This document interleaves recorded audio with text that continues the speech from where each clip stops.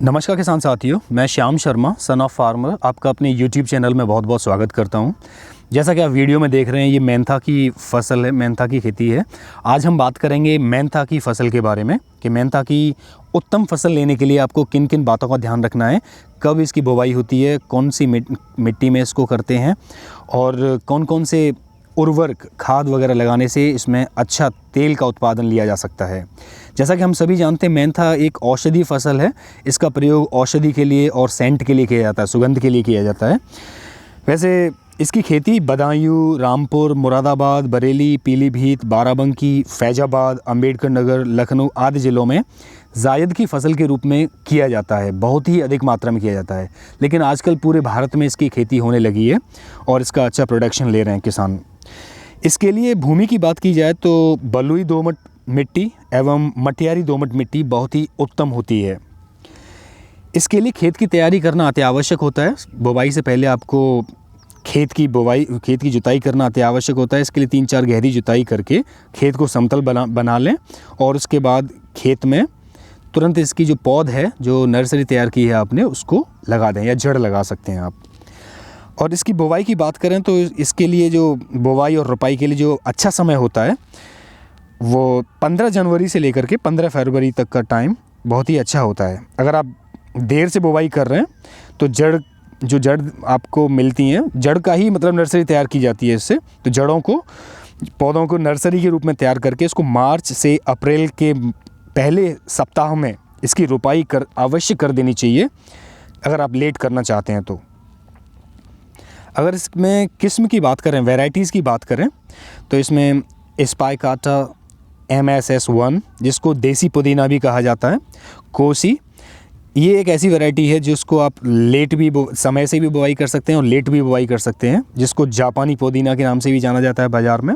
Himalaya Gomti, HY77, Mentha पिपरेटा और ये Kukrail golden, ये प्रमुख वैरायटीज़ हैं। लेकिन आजकल नई वैरायटी मार्केट में आ गई हैं जिनका नाम है सिम क्रांति, सिम कोसी और सिम उन्नति, जो कि ये उन्नत किस्म की वैरायटीज़ हैं। इनसे अगर तेल की बात करें तो तेल जो है 75 से 80 किलोग्राम प्रति एकड़ के हिसाब से प्राप्त किया जा सकता है। अगर आप अच्छी तरह से फसल कर रहे हैं तो 75 से 80 किलोग्राम प्रति एकड़ के हिसाब से तेल प्राप्त कर सकते हैं आप।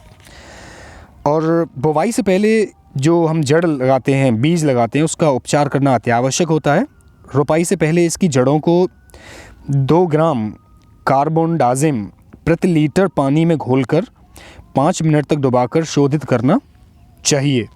तब इससे कोई आगे परेशानी नहीं होती है और आपकी फसल बहुत ही अच्छी होती है।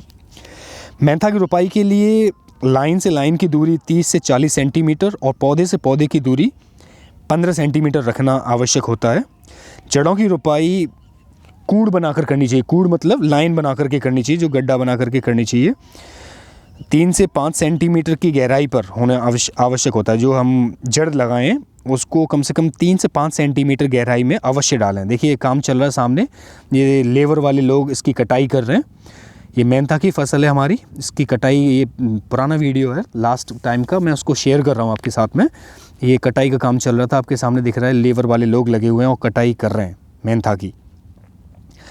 तो इसकी जड़ों की रोपाई कूड़ बना करके करनी चाहिए, जिसमें कम से कम 3 से 5 सेंटीमीटर की गहराई पर जो जड़ होती है वो पहुंच जानी चाहिए। इससे अच्छा प्रोडक्शन मिल सकता है आपको।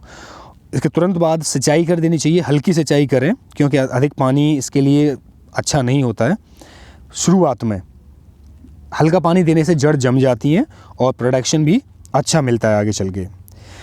उर्वरक की बात करें कि इसमें कौन कौन से खाद लगते हैं, तो उर्वरक में बात करें तो इसके लिए उर्वरक का प्रयोग मिट्टी की जांच के अनुसार करना चाहिए। मिट्टी में आप किस पोषक तत्व की कमी है, उसी के अकॉर्डिंग आप इसमें उर्वरकों का प्रयोग करें।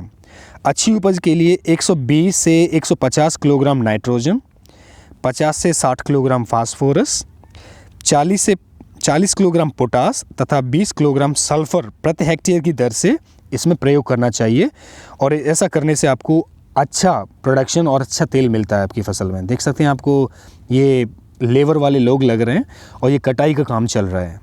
इसमें जो मेन खर्चा होता है वो लेबर का ही रहता है, यानी कि निराई गुड़ाई समय से करना और इसकी कटाई समय से करना, अति आवश्यक होता है। इसकी कटाई के लिए विशेष ध्यान रखें कि वो शाम के टाइम पर ही होनी चाहिए और बरसात में ये भीगनी नहीं चाहिए। हल्की धूप में ये सूख जाए, उसके तुरंत बाद ही 2 दिन के बाद में इसको हटा लेना चाहिए। छाया में रख करके इसको तेल निकालने के लिए रेडी कर लेना चाहिए। तो ये विशेष ध्यान रखें, शाम के टाइम ही इसकी कटाई करवाएं। ये एक एक्सपीरियंस किसान का मतलब मेरा खुद का पर्सनल एक्सपीरियंस है जो मैं आपको बता रहा हूँ। इसमें पोटास, सल्फ़र एवं फास्फोरस की जो मात्रा है उसमें पूरी मात्रा को आप लगा दें। 30 से 35 किलोग्राम नाइट्रोजन बुवाई से पूर्व कूड़ों में प्रयोग करना चाहिए। जो कूड़ हम बना करके जो जड़ लगाते हैं उसी में प्रयोग करना चाहिए। शेष जो नाइट्रोजन बचा हुआ होता है उसको रोपाई के लगभग 45 दिन के पश्चात प्रयोग करना चाहिए। इसमें कभी कभी दीमक की प्रॉब्लम आ जाती है, दीमक के इश्यूज आते हैं। तो दीमक जैसे ही आप खेत में रोपाई करते हैं पौध की, तो उसके बाद में पौधे मरने लग जाते हैं। इससे आपके प्रोडक्शन पे बहुत बड़ा फ़र्क पड़ता है। तो दीमक से बचाव के लिए आपको इसमें क्लोरोपाइरिफस नाम की दवाई आती है। क्लोरोपाइरिफस नाम की दवाई आती है जिसको 2.5 लीटर यानी कि 2.5 लीटर प्रति हेक्टेयर की दर से सिंचाई के पानी के साथ प्रयोग करना चाहिए। इससे आपकी फसल दीमक से सुरक्षित रहेगी और पौधे नहीं मरेंगे। हम सभी जानते हैं कि पौधे मर जाते हैं तो प्रोडक्शन पर फ़र्क पड़ता है। देखिए, कटाई के लिए आपको मैं दिखा रहा हूँ किस तरीके से कटाई होनी चाहिए। बिल्कुल जड़ से, जो बिल्कुल ज़मीन वाला पार्ट होता है वहाँ से इसकी कटाई करनी चाहिए। जैसा कि मैं आपको दिखा रहा हूँ वीडियो में, बिल्कुल ज़मीन वाले पार्ट से इसकी कटाई होनी चाहिए। ऊपर बिल्कुल भी पार्ट नहीं बचा हुआ होना चाहिए ज़मीन के ऊपर, वहाँ से इसकी कटाई होनी चाहिए जिससे आपको अच्छी प्रोडक्शन और अच्छा पैदावार मिल सके। मेंथा की फसल की कटाई 2 बार होती है जैसा कि हम सभी जानते हैं। पहली कटाई लगभग 100 से लेकर के 120 दिन पर होती है। जब पौधों में कलियां आने लग जाएं तब इसकी पहली कटाई होती है 100 से लेकर के 120 दिन पर। जब फसल का टाइम होता है 100 से 120 दिन का, तब हमें पहली कटाई कर लेनी चाहिए।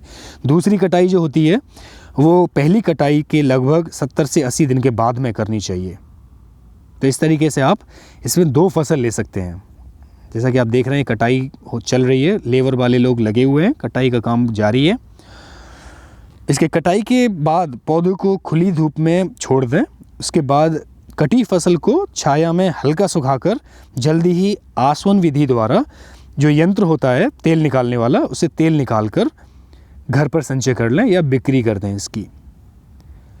नॉर्मली इसके जो भाव की बात करें, तेल के भाव की बात करें, तो ये लगभग कम से कम 800 रुपये लीटर या किलोग्राम, और मैक्सिमम तो कोई बात करें तो ये लगभग 2000 या 3000 प्रति लीटर के हिसाब से भी चला जाता है। ये भाव के ऊपर, मार्केट के ऊपर डिपेंड करता है कि कितना मार्केट में अवेलेबिलिटी है, उसके हिसाब से इसका कॉस्ट जो है मतलब तय की जाती है।